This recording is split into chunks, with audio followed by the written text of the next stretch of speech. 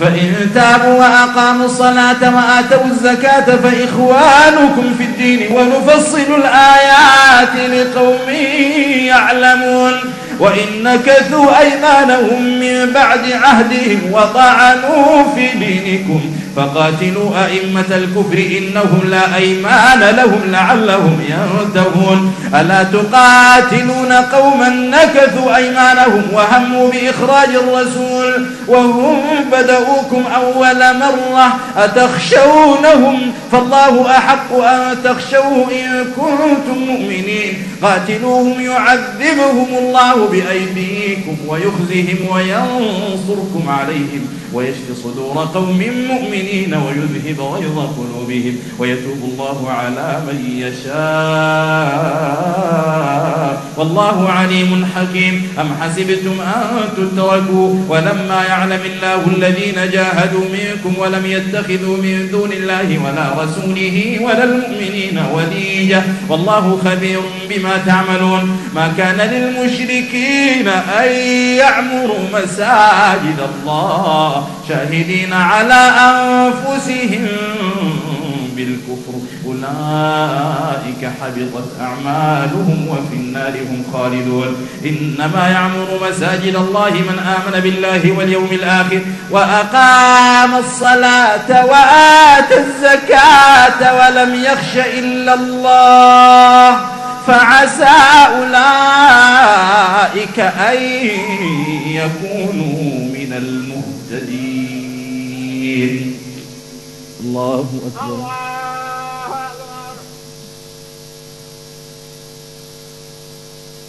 سمع الله لمن حمده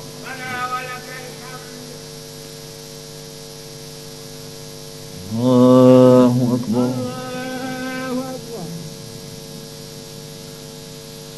الله أكبر الله أكبر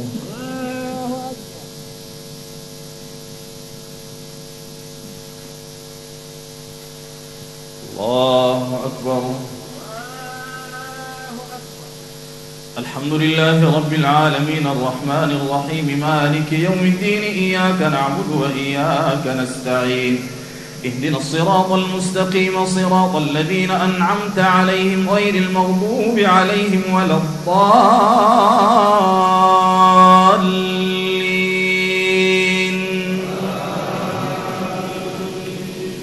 أجعلتم سقاية الحاج وعمارة المسجد الحرام كمن آمن بالله واليوم الآخر وجاهد في سبيل الله لا يستوون عند الله والله لا يهدي القوم الظالمين الذين آمنوا وهاجروا وجاهدوا في سبيل الله بأموالهم وأنفسهم أعظم درجة عند الله وأولئك هم الفائزون يبشرهم ربهم برحمة منه ورضوان وجنات لهم فيها نعيم مقيم خالدين فيها أبدا إن الله عنده أجر عظيم يا أيها الذين آمنوا لا تتخذوا آباءكم وإخوانكم أولياء إن استحبوا الكفر على الإيمان ومن يتولهم منكم فأولئك هم الظالمون قل إن كان آباؤكم وأبناؤكم وإخوانكم وأزواجكم وعشيرتكم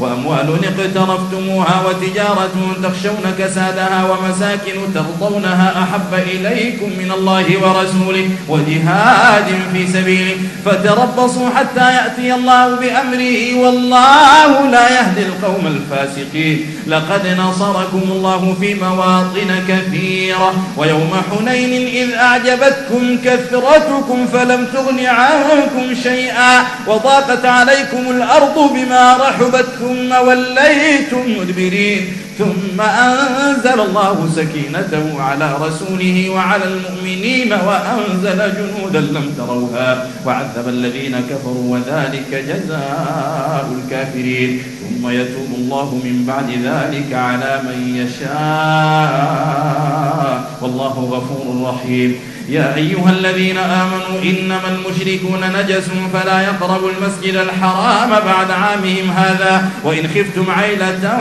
فسوف يغنيكم الله من فضله إن شاء إن الله عليم حكيم قاتلوا الذين لا يؤمنون بالله ولا باليوم الآخر ولا يحرمون ما حرم الله ورسوله ولا يدينون دين الحق من الذين أوتوا الكتاب حتى يعطوا الجزية عن يد وهم صاغرون وقالت اليهود عزير ابن الله وقالت النصارى المسيح ابن الله ذلك قولهم بأفواههم يضاهئون قول الذين كفروا من قبل قاتلهم الله أنى يؤفكون اتخذوا أحبارهم ورهبانهم أربابا من دون الله والمسيح ابن مريم وما أمروا إلا ليعبدوا إلها واحدا لا إله إلا هو سبحانه عما يشركون يريدون أن يطفئوا نور الله بأفواههم ويأبى الله إلا أن يتم نوره ولو كره الكافرون هو الذي أرسل رسوله بالهدى ودين الحق ليظهره على الدين كله ولو كره المشركون يا أيها الذين آمنوا إن كثيرا من الأحبار والرهبان ليأكلون أموال الناس بالباطل ويصدون عن سبيل الله والذين يكنزون الذهب والفضة ولا ينفقونها في سبيل الله فبشرهم بعذاب أليم يوم يحمى عليها في نار جهنم فتكوى بها جباههم وجنوبهم وظهورهم هذا ما كنزتم لأنفسكم فذوقوا ما كنتم تكنزون إن عدة الشهور عند الله 12 شهرا في كتاب الله يوم خلق السماوات والأرض منها 4 حرم ذلك الدين القيم فلا تظلموا فيهن أنفسكم وقاتلوا المشركين كافة كما يقاتلونكم كافة واعلموا أن الله مع المتقين إنما النسيء زيادة في الكفر يضل به الذين كفروا يحلونه عاما ويحرمونه عاما ليواطئوا عدة ما حرم الله فيحلوا ما حرم الله زين لهم سوء أعمالهم والله لا يهدي القوم الكافرين الله أكبر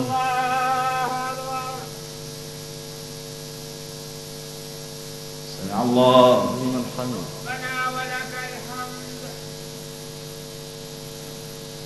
الله أكبر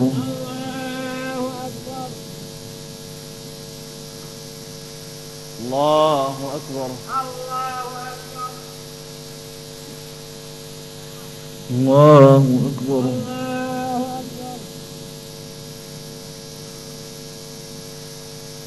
الله أكبر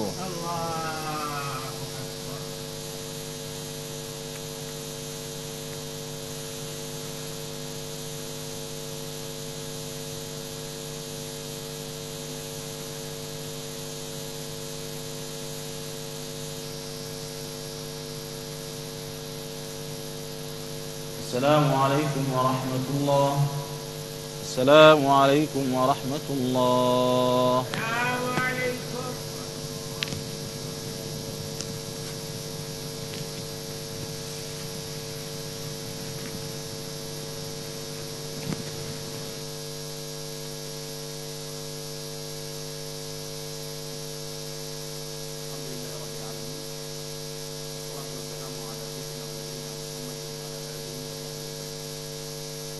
نحن اليوم مع سورتين مدنيتين نزلتا في واقعتين تؤسسان لقيام دولة وإنشاء مجتمع وتنظيم علاقات سورة الأنفال وسورة التوبة زمان ومكان الأولى السنة الثانية من الهجرة النبوية في بدر وزمان ومكان سورة براءة السنة التاسعة من الهجرة النبوية في تبوك. الله عز وجل في هاتين المعركتين في هذا القرآن الكريم القاسم المشترك يؤسس لقاعدة مهمة أن البدايات المشرقة تؤدي إلى نهايات مشرقة. كان الاستنفار في بدر بالنفس، وكان الاستنفار في تبوك بالنفس والمال. مثلما نجح الصحابة في امتحان العقيدة في بدر، نجح الصحابة في امتحان العقيدة في تبوك. الله عز وجل نصر الجماعة المسلمة في مقدم نشوء الدولة، ونصرها في النهايات بعدما استوت الدولة وقوي عودها تأسست علاقاتها. الشاهد في هذه المسألة أن نفس القيم التي قاتل بها الصحابة في بدر هي ذات القيم التي قاتل بها الصحابة في تبوك. انظروا إلى أي مدى هذا التوافق مع السماء والاستجابة للرسول عليه الصلاة والسلام. من السنة الثانية من الهجرة النبوية والسنة التاسعة لم يتغير شيء في نفوس أهل الدولة وفي قلوب المجاهدين في سبيل الله عز وجل. ولذلك كتب الله لهم النصر في بدر، والنصر الذي حصل في بدر طارد المشركين وقمع الدجل السياسي في مكة والكهنة العقدية التي كانت تمثل صنمية جاثمة على المشركين، وظل المشركون يبكون على هذه الهزيمة طيلة وجود الدولة في الجزيرة العربية. وأما في تبوك فقد طارد أهل الإيمان النصرانية والوثنية، للدرجة أن النبي عليه الصلاة والسلام قال الآن نغزوهم ولا يغزونا. ولكن يا إخوة، بدر وتبوك تؤسسان لقواعد وقوانين، ليست قوانين في الكيمياء ولا في الفيزياء ولا في الرياضيات، هي قوانين لا تتغير ولا تتبدل ولا تجامل أحدا حتى ولو كان النبي صلى الله عليه وسلم، لا تجامل أحدا أبدا. قوانين من السماء. هذه القوانين يجب للمسلم أن يوافقها. القانون الأول هو أنه لن يجتمع بالنسبة للمجاهد، لن يجتمع حب الله وحب الجاه والمال في القلب الواحد، مستحيل. يا إما هذا أو إما هذا. الذي يريد أن ينتصر على الأعداء قديما وحديثا وإلى قيام الساعة لابد أن يجعل قلبه حصريا في حب الله فقط. ولذلك تجدون أن هذا الحصر استصدرت به سورة الأنفال: إنما المؤمنون الذين إذا ذكر الله وجلت قلوبهم وإذا تليت عليهم آيات زادتهم إيمانا وعلى ربهم يتوكلون الذين يقيمون الصلاة ومما رزقناهم ينفقون. والهزيمة تقع على الجماعة وحركة ودولة. الهزيمة تقع عندما يتصور الناس القائمين على أمر الدولة أن الوصول إلى الدولة غنيمة تعويض عن المطاردة الطويلة والاعتقال الطويل والمبارزة الطويلة في غياب الوصول للدولة.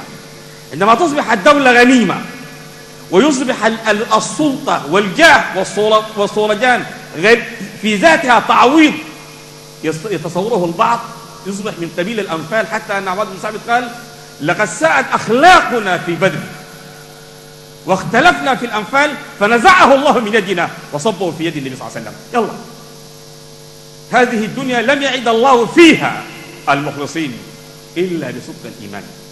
ده قانون هام جدا، قانون مهم جدا، أنه حبين ما بيجتمعن، يا الله يا السلطة والجاه والمال، ما اثنين ما بيتسبجوا.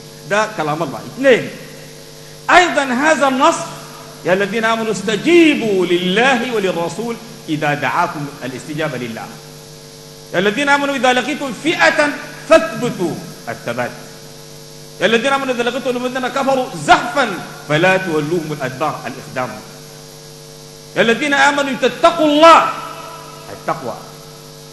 يا الذين إذا لقيتم أطيعوا الله وأطيعوا الرسول ولا تولوا عنهم، الطاعة المطلقة. هذه كلها قوانين في هذه الصورة، وهذه القوانين هي التي نصرت المسلمين في تبوك، وقوانين أساسية لا تتخلف ولا تتبدل.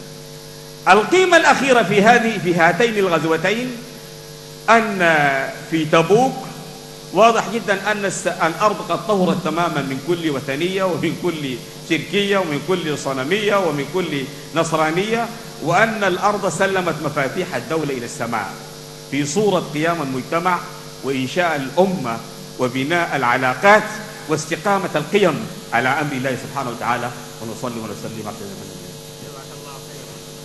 صلاة القيام أتابكم الله.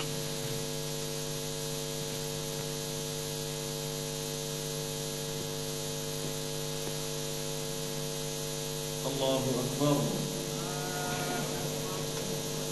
الحمد لله رب العالمين الرحمن الرحيم مالك يوم الدين إياك نعبد وإياك نستعين اهدنا الصراط المستقيم صراط الذين أنعمت عليهم غير المغضوب عليهم ولا الضالين.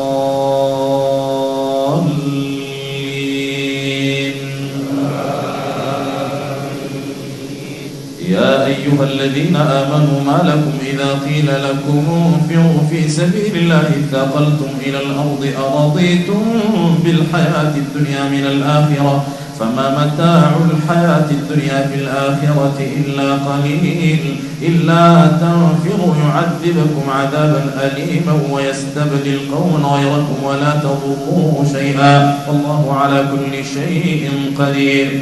إلا تنصروه فقد نصره الله إذ أخرجه الذين كفروا ثاني اثنين إذ هما في الغار إذ يقول لصاحبه لا تحزن إن الله معنا فأنزل الله سكينته عليه وأيده بجنود لم تروها وجعل كلمة الذين كفروا السفلى وكلمة الله هي العليا والله عزيز حكيم. انفروا خفافا وثقالا وجاهدوا بأموالكم وأنفسكم في سبيل الله ذلكم خير لكم إن كنتم تعلمون. لو كان عرضا قريبا وسفرا قاصدا لاتبعوك ولكن بعدت عليهم الشقة وسيحلفون بالله لو استطعنا لخرجنا معكم يهلكون أنفسهم والله يعلم إنه لكاذبون. عفى الله عنك لما أذنت لهم حتى يتبين لك الذين صدقوا وتعلم الكاذبين. لا يستأذنك الذين يؤمنون بالله واليوم الآخر أن يجاهدوا بأموالهم وأنفسهم والله عليم بالمتقين. إنما يستأذنك الذين لا يؤمنون بالله واليوم الآخر وارتابت قلوبهم فهم في ريبهم يترددون. ولو أرادوا الخروج لأعدوا له عدة ولكن كره الله بعاثهم فثبطهم وقيل اقعدوا مع القاعدين. لو خرجوا فيكم ما زادوكم إلا خبالا ولأوضعوا خلالكم يبغونكم الفتنة وفيكم سماعون لهم والله عليم بالظالمين. لقد ابتغوا الفتنة من قبل وقلبوا لك الأمور حتى جاء الحق وظهر أمر الله وهم كارهون. ومنهم من يقول ائذن لي ولا تفتني ألا في الفتنة سقطوا وإن جهنم لمحيطة بالكافرين. إن تصبك حسنة تسؤهم وإن تصبك مصيبة يقولوا قد أخذنا أمرنا من قبل ويتولوا وهم فرحون. قل لن يصيبنا إلا ما كتب الله لنا هو مولانا وعلى الله فليتوكل المؤمنون. قل هل تربصون بنا إلا إحدى الحسنيين ونحن نتربص بكم أن يصيبكم الله بعذاب من عنده أو بأيدينا فتربصوا إنا معكم متربصون. قل أنفقوا طوعا أو كرها لن يتقبل منكم إنكم كنتم قوما فاسقين. وما منعهم أن تقبل منهم نفقاتهم إلا أنهم كفروا بالله وبرسوله ولا يأتون الصلاة إلا وهم كسالى ولا ينفقون إلا وهم كارهون. فلا تعجبك أموالهم ولا أولادهم إنما يريد الله ليعذبهم بها بالحياة الدنيا وتزهق أنفسهم وهم كافرون. ويحلفون بالله إن إنهم لمنكم وما هم منكم ولكنهم قوم يفرقون لو يجدون ملجأ أو مغارات أو مدخلا لولوا إليه وهم يجمحون ومنهم من يلمزك في الصدقات فإن أعطوا منها رضوا وإن لم يعطوا منها إذا هم يسخطون ولو أنهم رضوا ما آتاهم الله ورسوله وقالوا حسبنا الله سيؤتينا الله من فضله ورسوله إنا إلى الله راغبون إنما الصدقات للفقراء والمساكين والعاملين عليها والمؤلفة قلوبهم وفي الرقاب والغارمين وفي سبيل الله وابن السبيل فريضة من الله والله عليم حكيم ومنهم الذين يؤذون النبي ويقولون هو أذن والأذن خير لكم يؤمن بالله ويؤمن للمؤمنين ورحمة للذين آمنوا منكم والذين يؤذون رسول الله لهم عذاب أليم يحلفون بالله لكم ليرضوكم والله ورسوله أحق أن يرضوه إن كانوا مؤمنين ألم يعلموا أنه من يحادد الله ورسوله فأن له نار جهنم خالدا فيها ذلك الخزي العظيم يحذر المنافقون أن تنزل عليهم سورة تنبئهم بما في قلوبهم قل استهزئوا إن الله مخرج ما تحذرون ولئن سألتهم ليقولن إنما كنا نخوض ونلعب قل أبالله وآياته ورسوله كنتم تستهزئون لا تعتذروا قد كفرتم بعد إيمانكم إن نعفو عن طائفة منكم نعذب طائفة بأنهم كانوا مجرمين المنافقون والمنافقات بعضهم من بعض يأمرون بالمنكر وينهون عن المعروف ويقبضون أيديهم نسوا الله فنسيهم إن المنافقين هم الفاسقون وعد الله المنافقين والمنافقات والكفار نار جهنم خالدين فيها هي حسبهم ولعنهم الله ولهم عذاب مقيم كالذين من قبلكم كانوا أشد منكم قوة وأكثر أموالا وأولادا فاستمتعوا بخلاقهم فاستمتعتم بخلاقكم كما استمتع الذين من قبلكم بخلاقهم وخضتم كالذي خابوا أولئك حبطت أعمالهم في الدنيا والآخرة وأولئك هم الخاسرون ألم يأتهم نبأ الذين من قبلهم قوم نوح وعاد وثمود وقوم إبراهيم وأصحاب مدين والمؤتفكات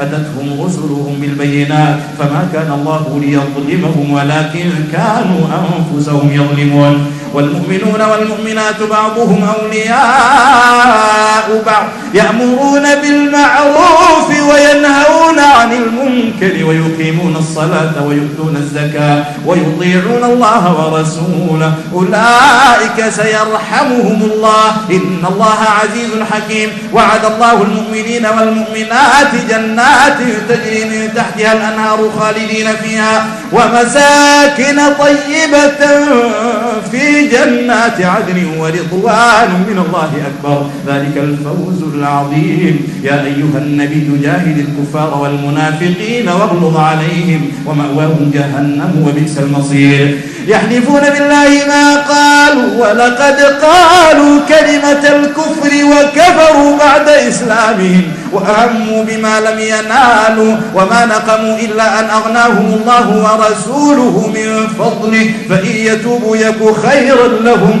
وإن يتولوا يعذبهم الله عذابا أليما في الدنيا والآخرة وما لهم في الأرض من ولي ولا نصير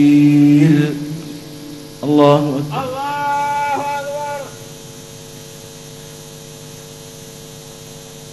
سمع الله لمن حمده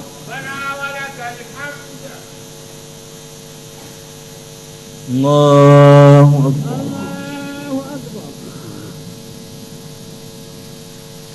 الله أكبر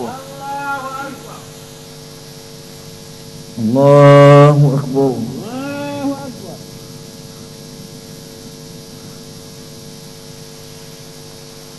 الله أكبر الحمد لله رب العالمين الرحمن الرحيم مالك يوم الدين إياك نعبد وإياك نستعين اهدنا الصراط المستقيم صراط الذين أنعمت عليهم غير المغضوب عليهم ولا الضالين.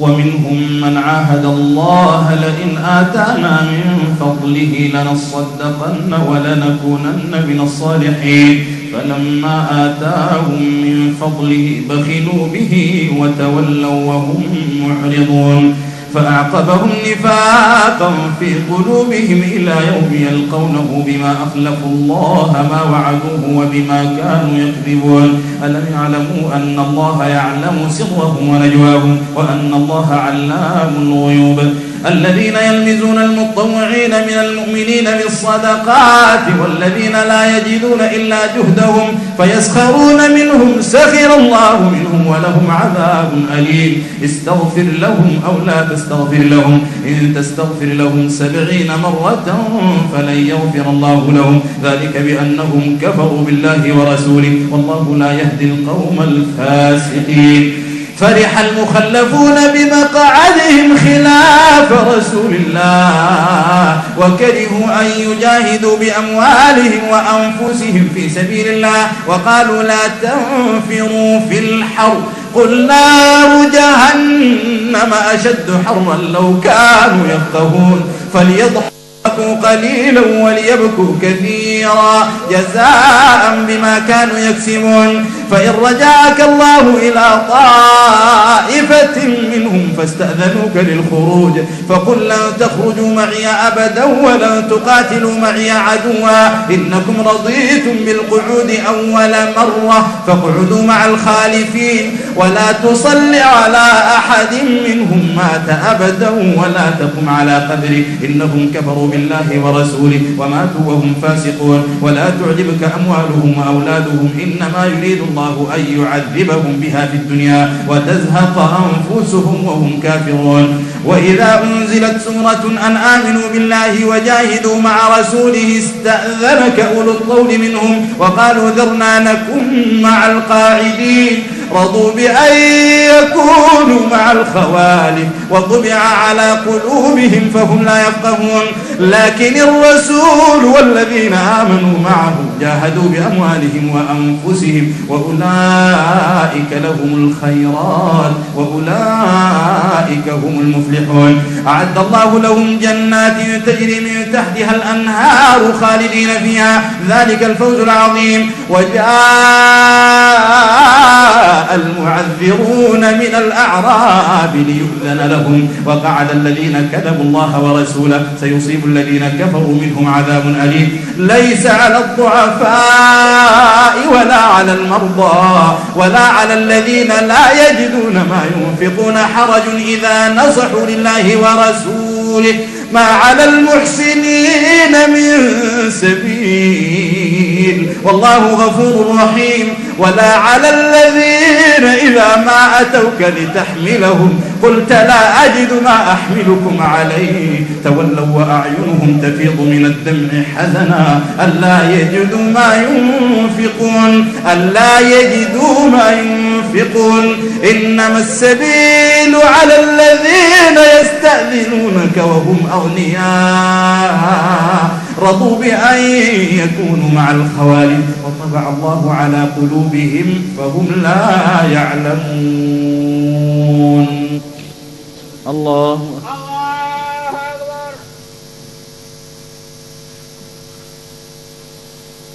سمع الله لمن حمده ربنا ولك الحمد. الله أكبر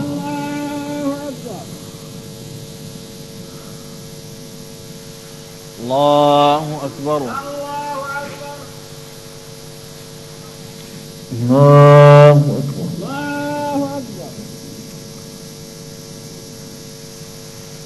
الله أكبر الله أكبر.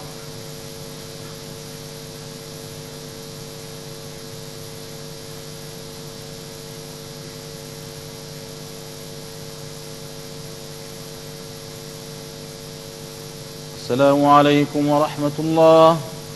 السلام عليكم ورحمة الله. السلام عليكم. القيام أعزكم الله. الله أكبر.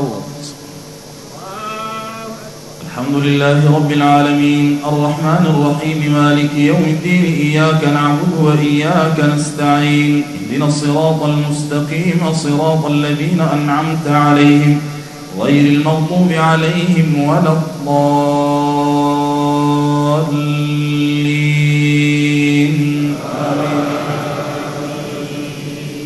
يعتذرون إليكم إذا رجعتم إليهم قل لا تعتذروا لن نؤمن لكم قد نبأنا الله من أخباركم وسيرى الله عملكم ورسوله ثم تردون إلى عالم الغيب والشهادة فينبئكم بما كنتم تعملون. سيحلفون بالله لكم إذا انقلبتم إليهم لتعرضوا عنهم فأعرضوا عنهم إنهم رجس ومأواهم جهنم جزاء بما كانوا يكسبون. يحلفون لكم لترضوا عنهم فإن ترضوا عنهم فإن الله لا يرضى عن القوم الفاسقين. الأعراب أشد كفرا ونفاقا وأجدر ألا يعلموا حدود ما أنزل الله على رسوله والله عليم حكيم. ومن الأعراب من يتخذ ما ينفق مغرما ويتربص بكم الدوائر عليهم دائرة السوء والله سميع عليم. ومن الأعراب من يؤمن بالله واليوم الآخر ويتخذ ما ينفق قربات عند الله وصلوات الرسول ألا إنها قربة لهم سيدخلهم الله في رحمته إن الله غفور رحيم. والسابقون الأولون من المهاجرين والأنصار والذين اتبعوهم بإحسان رضي الله عنهم ورضوا عنه وأعد لهم جنات تجري تحتها الأنهار خالدين فيها أبدا ذلك الفوز العظيم. وممن حولكم من الأعراب منافقون ومن أهل المدينة مردوا على النفاق لا تعلمهم نحن نعلمهم سنعذبهم مرتين ثم يردون إلى عذاب عظيم. وآخرون اعترفوا بذنوبهم خلطوا عملا صالحا وآخر سيئا عسى الله أن يتوب عليهم إن الله غفور رحيم. خذ من أموالهم صدقة تطهرهم وتزكيهم بها وصل عليهم إن صلاتك سكن لهم والله سميع عليم. ألم يعلموا أن الله هو يقبل التوبة عن عباده ويأخذ الصدقات وأن الله هو التواب الرحيم. وقل اعملوا فسيرى الله عملكم ورسوله والمؤمنون وستردون إلى عالم الغيب والشهادة فينبئكم بما كنتم تعملون. وآخرون مرجون لأمر الله إما يعذبهم وإما يتوب عليهم والله عليم حكيم. والذين اتخذوا مسجدا ضرارا وكفرا وتفريقا بين المؤمنين وإرصادا لمن حارب الله ورسوله من قبل ولا يحلفن إن أردنا إلا الحسنى الله يشهد إنهم لكاذبون. لا تقم فيه أبدا لمسجد أسس على التقوى من أول يوم أحق أن تقوم فيه رجال يحبون أن يتطهروا والله يحب المطهرين. أفمن أسس بنيانه على تقوى من الله ورضوان خير أم من أسس بنيانه على شفا جرف نار فانهار به في نار جهنم والله لا يهدي القوم الظالمين. لا يزال بنيانهم الذي بنوا ريبة في قلوبهم إلا أن تقطع قلوبهم والله عليم حكيم. الله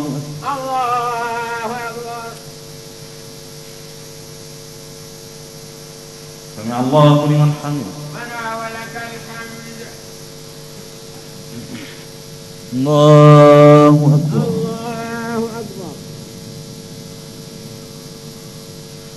الله أكبر. الله أكبر.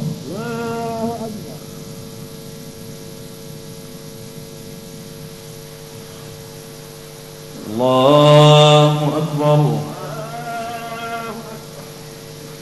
الحمد لله رب العالمين الرحمن الرحيم مالك يوم الدين إياك نعبد وإياك نستعين اهدنا الصراط المستقيم صراط الذين أنعمت عليهم غير المغضوب عليهم ولا الضالين.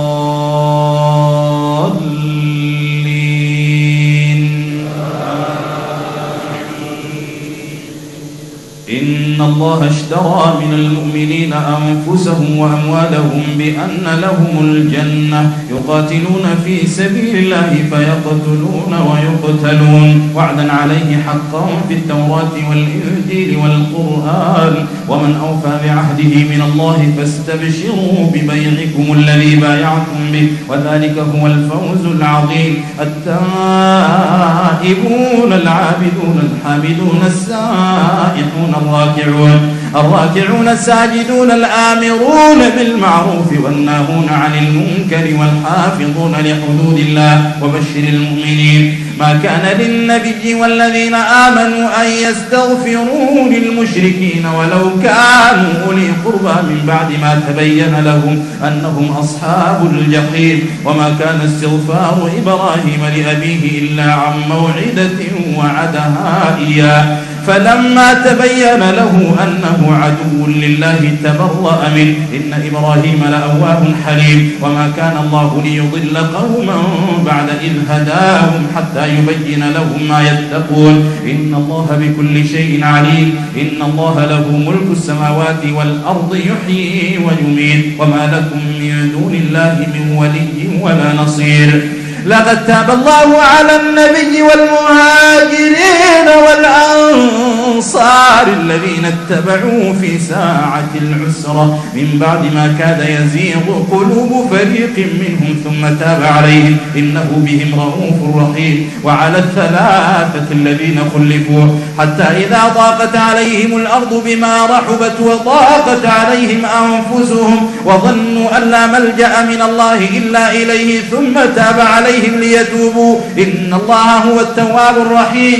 يا أيها الذين آمنوا اتقوا الله وكونوا مع الصادقين. ما كان لأهل المدينة ومن حولهم من الأعراب أن يتخلفوا عن رسول الله ولا يرغبوا بأنفسهم عن نفسه ذلك بأنهم لا يصيبهم ظمأ ولا نصب ولا مخمصة في سبيل الله ولا يطؤون موطئا يغيظ الكفار ولا ينالون من عدو نيلا إلا كتب لهم به عمل صالح إن الله لا يضيع أجر المحسنين.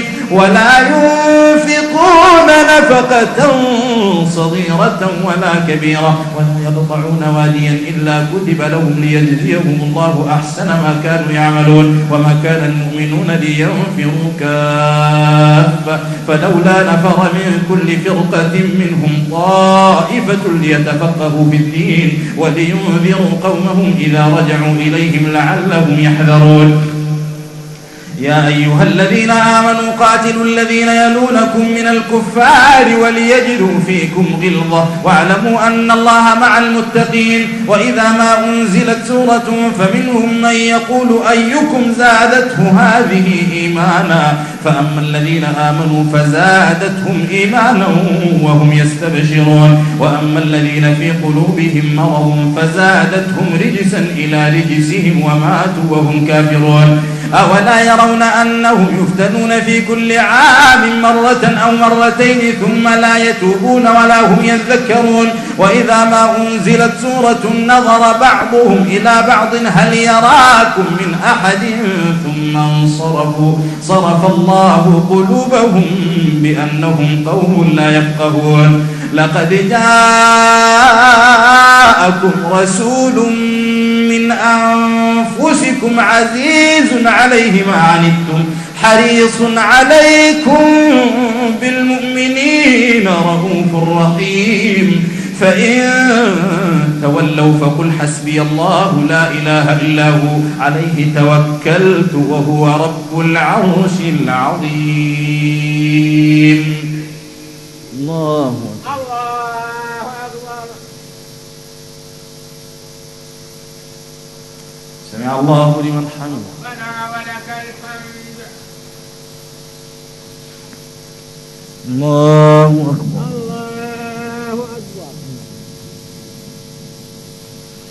الله أكبر. الله أكبر.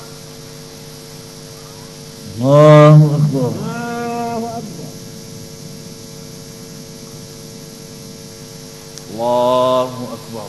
الله أكبر.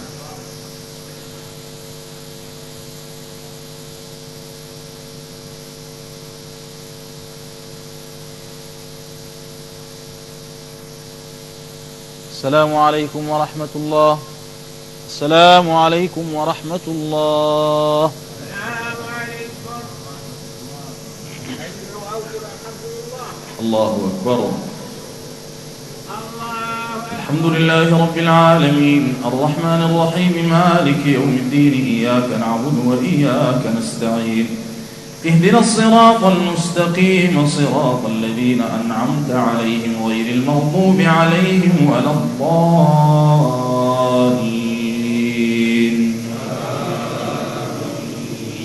والعصر إن الإنسان لفي خسر إلا الذين آمنوا وعملوا الصالحات وتواصوا بالحق وتواصوا بالصبر. الله أكبر. سمع الله لمن حمده. ربنا ولك الحمد. الله أكبر. الله أكبر. الله أكبر.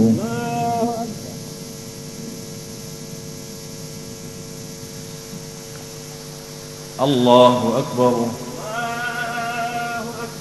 الحمد لله رب العالمين الرحمن الرحيم مالك يوم الدين إياك نعبد وإياك نستعين اهدنا الصراط المستقيم صراط الذين أنعمت عليهم غير المغضوب عليهم ولا الضالين.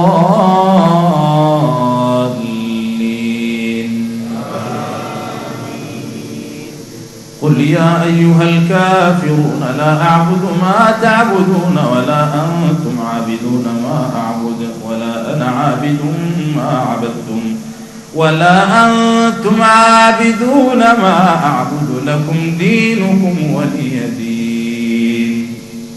الله أكبر. سمع الله لمن حمده. ربنا ولك الحمد. الله أكبر. الله أكبر. الله أكبر.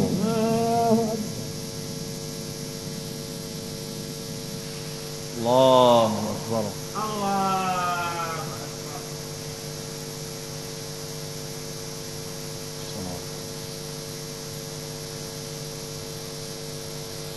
السلام عليكم ورحمة الله.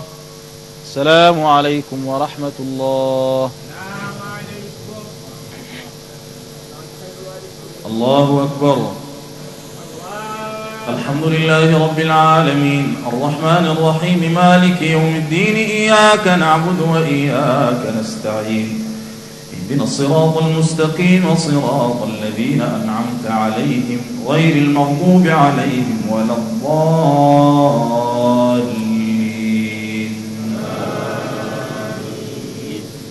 قل هو الله أحد الله الصمد لم يلد ولم يولد ولم يكن له كفوا أحد. الله أكبر. سمع الله لمن حمده. ربنا ولك الحمد. اللهم لك الحمد كما ينبغي لجلال وجهك وعظيم سلطانك. اللهم صل وسلم وبارك على عبدك ورسولك سيدنا محمد وعلى آله وصحبه أجمعين. اللهم ربنا تقبل منا إنك أنت السميع العليم وتب علينا يا مولانا إنك أنت التواب الرحيم واهدنا ووفقنا إلى الحق وإلى طريق مستقيم. ربنا لا تزغ قلوبنا بعد إذ هديتنا وهب لنا من لدنك رحمة إنك أنت الوهاب. ربنا آمنا بما أنزلت واتبعنا الرسول فاكتبنا مع الشاهدين. اللهم اجعل القرآن العظيم ربيع قلوبنا ونور أبصارنا وجلاء أحزاننا وذهاب همومنا وغمومنا. اللهم ذكرنا منه ما نسينا وعلمنا منه ما جهلنا، وارزقنا تلاوته والعمل به آناء الليل وأطراف النهار على النحو الذي يرضيك عنا، واجعله حجة لنا ولا تجعله حجة علينا يا ذا الجلال والإكرام. نسألك اللهم خير المسألة وخير الدعاء وخير النجاح وخير العلم وخير العمل. نسألك اللهم من الخير كله عاجله وآجله ما علمنا منه وما لم نعلم، ونعوذ بك من الشر كله عاجله وآجله ما علمنا منه وما لم نعلم. اللهم اجعلنا ممن يصوم ويقوم إيمانا واحتسابا، وتقبل منا سائر أعمالنا واجعلها خالصة لوجهك الكريم برحمتك يا أرحم الراحمين. اللهم اعتق رقابنا ورقاب آبائنا وأمهاتنا من النار يا أرحم الراحمين. نسألك اللهم العفو والعافية والمعافاة الدائمة في الدين والدنيا والآخرة، واجعلنا من عبادك الصالحين. واغفر اللهم لنا ما قدمنا وما أخرنا وما أسررنا وما أعلنا وما أنت أعلم به منا. اللهم لا تدع لنا ذنبا إلا غفرته، ولا هما إلا فرجته، ولا دينا إلا قضيته، ولا مريضا إلا شفيته، ولا كربا إلا نفسته، ولا مسافرا إلا حفظته، ولا غائبا إلا رددته، ولا ضالا إلا هديته، ولا ممتحنا إلا نجحته، ولا عازبا إلا زوجته، ولا متزوجا إلا ذرية صالحة وهبته، ولا سائلا إلا أعطيته من فضلك وكرمك وجودك يا أكرم الأكرمين.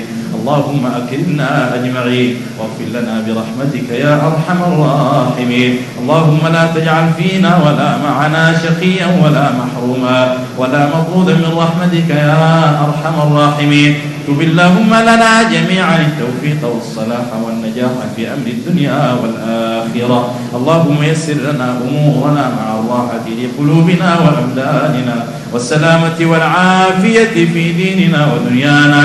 فرج اللهم كربنا وارحم ضعفنا وتوفنا وأنت راض عنا. نسألك اللهم الجنة وما يقربنا إليها من قول وعمل، ونعوذ بك من النار وما يقربنا إليها من قول وعمل. نعوذ بك اللهم من زوال نعمتك وفجاءة نقمتك وتحول عافيتك وجميع سخطك. نعوذ بك اللهم من الهم والحزن والعجز والكسل والجبن والبخل ومن غلبة الدين ومن قهر الرجال. نعوذ بك اللهم من الكفر والفقر ومن عذاب القبر. لا إله إلا أنت. ربنا آتنا في الدنيا حسنة وفي الآخرة حسنة وقنا عذاب النار. بلغنا والحاضرين جميعا مقاصدنا فيما يرضيك يا ذا الجلال والإكرام. واعط كل واحد منا سؤله في الدنيا والآخرة، وأمنا في تقلبات الأحوال. اللهم ارحمنا فإنك بنا راحم، ولا تعذبنا فأنت علينا قادر، والطف بنا فيما تجري به المقادير. اللهم برحمتك الواسعة عمنا، وعلى الكتاب والسنة والإيمان الكامل توفنا وأنت راض عنا. اللهم ارحمنا برحمتك الواسعة، وأنزل اللهم علينا غيثك النافع يا أرحم الراحمين. اللهم أغثنا غيثا نافعا يا أرحم الراحمين. اللهم أغثنا غيثا نافعا يا أرحم الراحمين. اللهم آمنا في أوطاننا، وابسط الأمن في ربوع بلادنا وسائر بلاد المسلمين يا رب العالمين. اللهم أعز الإسلام والمسلمين، وأذل الشرك والمشركين.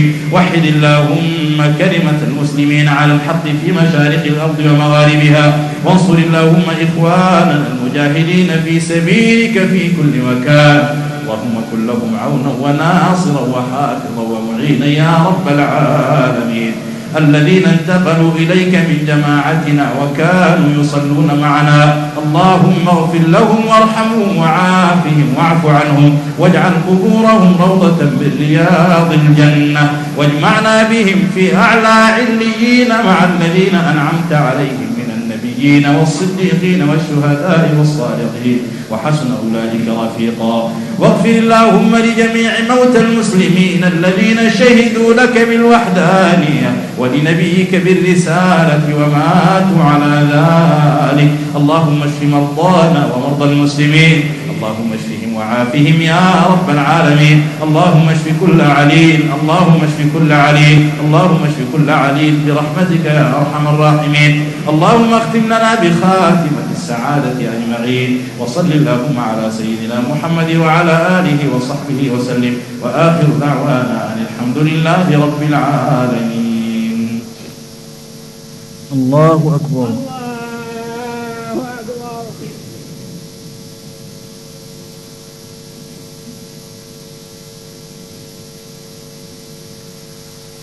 الله أكبر. الله أكبر.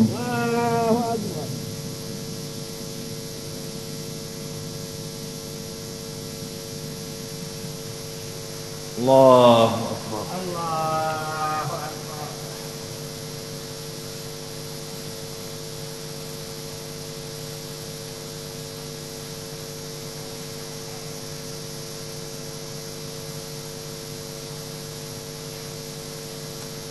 السلام عليكم ورحمة الله.